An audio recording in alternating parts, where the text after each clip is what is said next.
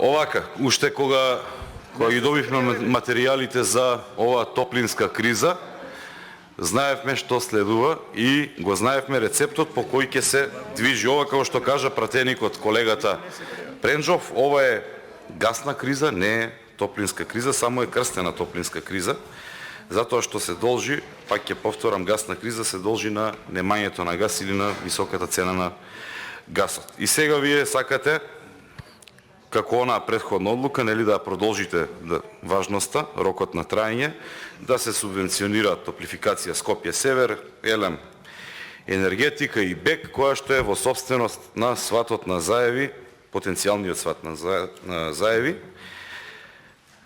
великомаченикот Ванчо Чифлиганец, кој што во црквите гледаме дека си поставува икони. Сега, што е проблемот? Според мене, најголем проблем во Република Македонија е ненавременото справување со енергетската криза. И нормално беше, и ова е последица на сето она што беше во делот на популизмот. Зошто ова го велам? Затоа што до предлокалните избори вие всушности велевте дека ќе нема криза, дека ќе нема енергетска криза, ќе нема топлотна криза и така натаму, меѓутоа после локалните избори видовме дека сето тоа било само еден популизам, само за да не наштети на рейтингот на ДУИ и на СДСМ пред локалните избори, меѓутоа народот не ви поверува, а сега се справуваме со последиците.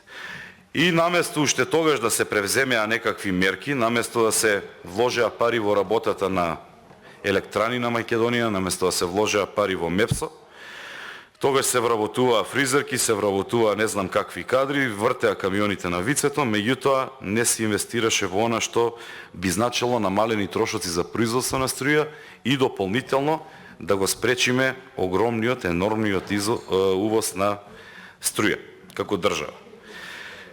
Понатаму вие субвенционирате уште еднаш енергетски систем и доаѓаме до бројка 160 или 170 милиони евра за енергетската криза и дополнително со овие за топлинската криза 8 милиони евра, значи доаѓаме до кај 180 милиони евра последица од лошото менаџирање на енергетскиот сектор.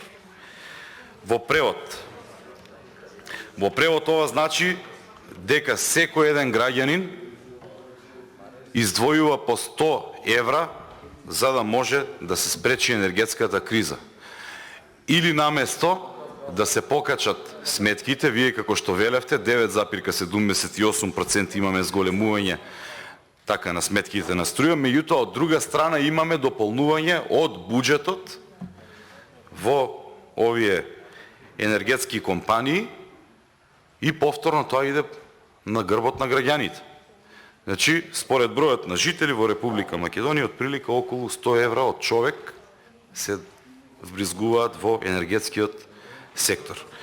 И сега наместо ние да ги инвестираме тие средства во игралишта, во училишта, во здравствени установи, во патишта и во автопатишта, ние само гледаме да спасиме она што нешто веќе одамна сме го упропастиле и ќе стагнираме тука со развој. Значи, тоа е проблемот. Не е проблемот дали ние моментално нешто ќе спасиме.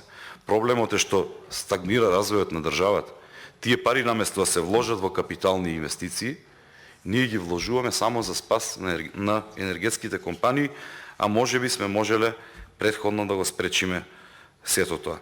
Сега во оваа транша на пари што ќе биде префрлена со оваа нова топлинска криза, повторно се прави истото.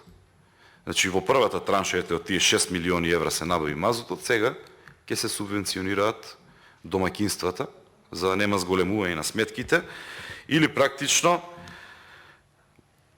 пак испаѓа на видели на оној популизам со кој што велевте дека нема да има енормно зголемување, меѓутоа од друга страна се надополнува таа разлика која што можеби ќе одеше во зголемувањето на цените. Сега, во однос на набавката, претходно зборувавме руски газ, Москва и така натаму, да не се повторува многу. Гасот, цената на гасот во Република Македонија може да биде пониска, само доколку имаме стабилен пазар и доколку имаме повеќе приклучоци на гасоводната мрежа. И на домакинства, и на правните субјекти. Меѓутоа, еве, во овие неколку години, во последните 5 години, практично и ништо да се нема променето во однос на развојот на мрежата за гасификација и затоа ние немаме некоја достапна цена. Кога се оди во Газпром таму во Москва, се преговара за големи количини, не се преговара за ситни количини и затоа ние трпиме последица на ова што ни се случува сега. Тука би додал и она што е во врска со барањето на ЗЕЛС. Значи, јас сум од Велес, не сум од Скопје. И ова што субвенционирате само скопска топлинска мрежа, ние од останативе градови апсолутно никаков ќар немаме. Меѓутоа, ајде, ако веќе сте го субвенционирале, ајде за нашите градови прифатете го оној записник или она барање од ЗЕЛС за дополнување на цената на електричната енергија. Разликата, како што интервениравте во домаќинствата, дајте да интервенираме и во општините. Доколку интервенираме и во општините, буџетите на општините ќе бидат многу поразвојни, за разлика од ова што сега се случува. Сега општините ќе работат само за да ги исплаќаат сметките за струја. Дополнителни средства не остануваат. Затоа би ве замолил, доколку веќе субвенционираме нешто, кажете дека има неправилно планирање и дека ова е последица на неправилното планирање и да имаме рамномерно секаде субвенционирање за да може да функционираат сите единици и сите нивоа на власт. Благодарам.